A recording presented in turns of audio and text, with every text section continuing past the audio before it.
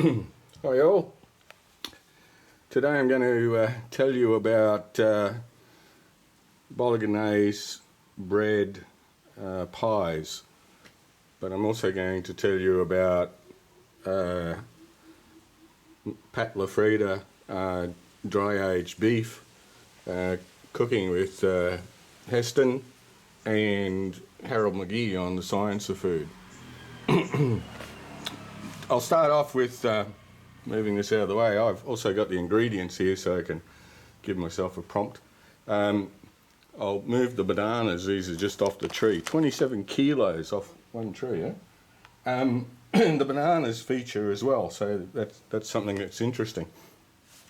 For the Bolognese sauce, whether you're making it for pasta or anything else, there's a few secrets, and our friend Heston has some of them, and I've got some of the others.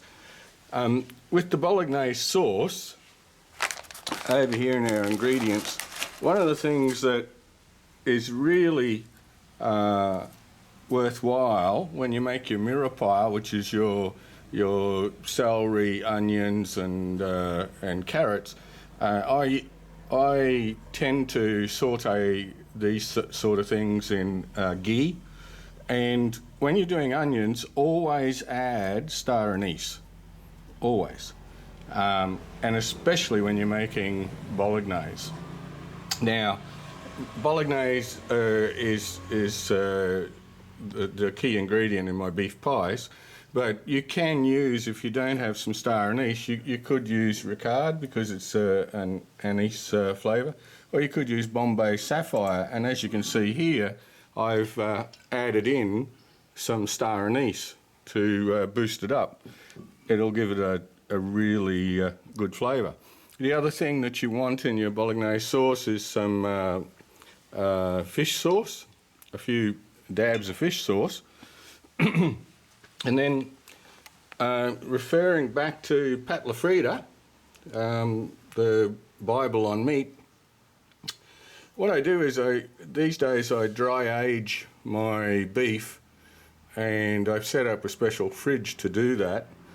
When you cut off the trimmings, because the outside of your big pieces of beef will become so dry and funky that you don't know what to do with it, so you chop those things off, and you can put that in some sauce, or you can do what I do.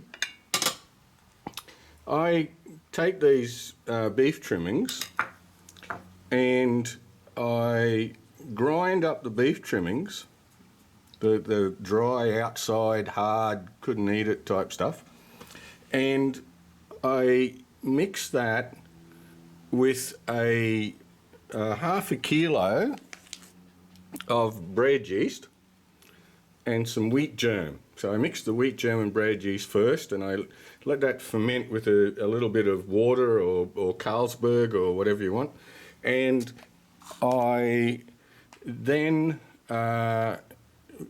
ground up my beef trimmings into a powder using the Ninja or the Bullet or whatever you have, and I add that to my mixture.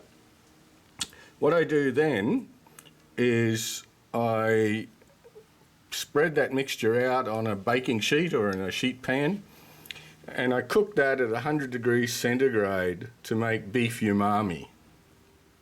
After it's been cooked, I let it cool down, I break it up, then I put it back into the food processor and I process it to a powder, and you can add that to any of your beef sauces or your beef pizzas or pies or anything. So that's a secret that goes beyond what Heston does. Now onto the bread. With these breads, this is just a loaf I made, and I've made several of the pies, and so the pies have got inside, the bottom is filled with the Bolognese sauce, and then there's a raw egg put into the middle, then some oregano, some 4 cheese mix, which is Parmesan, mozzarella, whatever you happen to have, And then I top it off with some of the beef umami, and then put the top on the bread and on the pie. For the bread, I use either Australian hard wheat flour or 00 Italian flour, and I sift it. I also add, let's put that down, I also add some spelt flour, some whole grain organic spelt flour. I also add wheat gluten, about a tablespoon per kilo to any bread flour.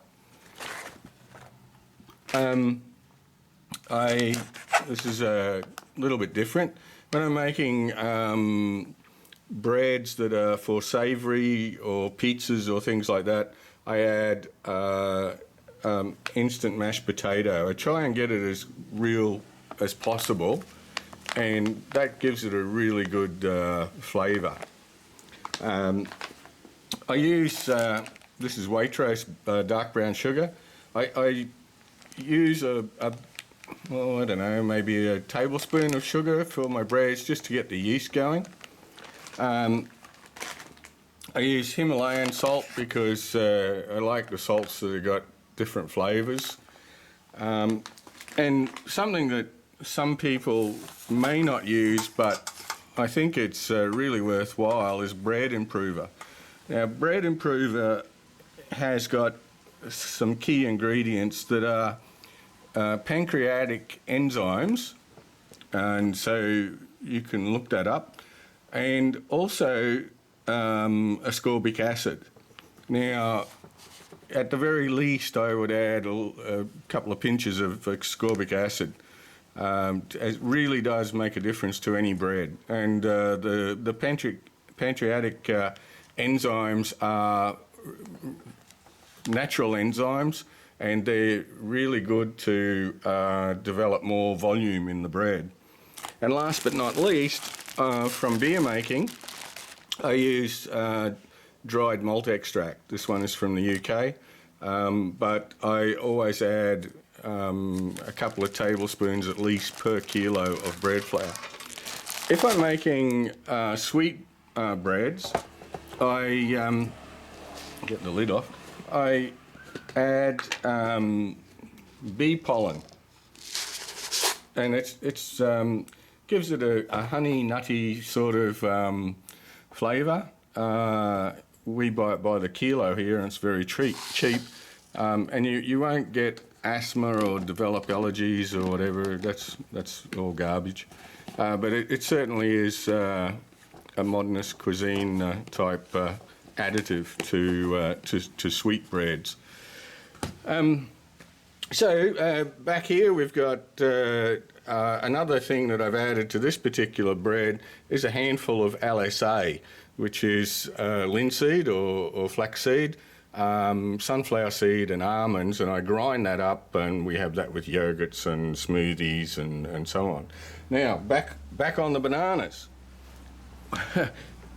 If you add a banana to your stews or your curries or whatever, and these are a gourmet variety of banana, but if you add a ripe banana to your stews, you'll increase the flavour and the consistency of the meal, and you'll add that little bit extra of a fruit touch, which is like maybe a chutney or something. I find it amazing that, in fact, when all these bananas ripen, I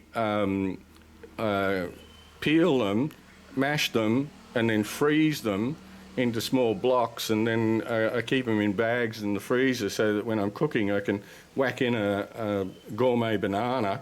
And people will, especially when you've got subtle flavours, you know, like you're doing a cream with scallops and so on, and you're making maybe a gratin, and you add a banana, you'll find the flavours are just absolutely incredible.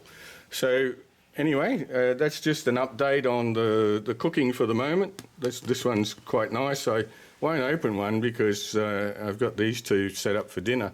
But really goes well with a wine and sitting down and relaxing. The next thing will be to explain some of the aquaponics and the fish and the processing of the fish and the cooking the fish. So that'll be next weekend. Catch you later. Bye.